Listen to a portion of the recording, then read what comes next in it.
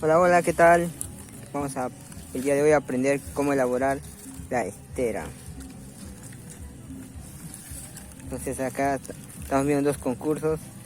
¿Quién está ganando primero? Wow, allá está muy veloz.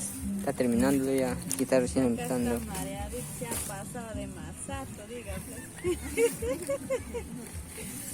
Entonces esto es la famosa estera.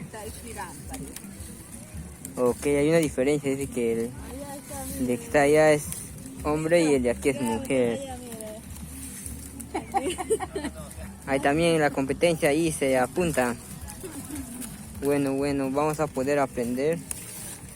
Entonces esto lo utilizan básicamente para poder sentarse, ¿no? Sentarse en como una tela, algo así.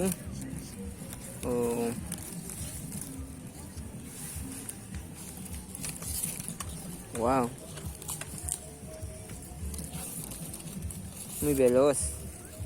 Ya está por terminar ya.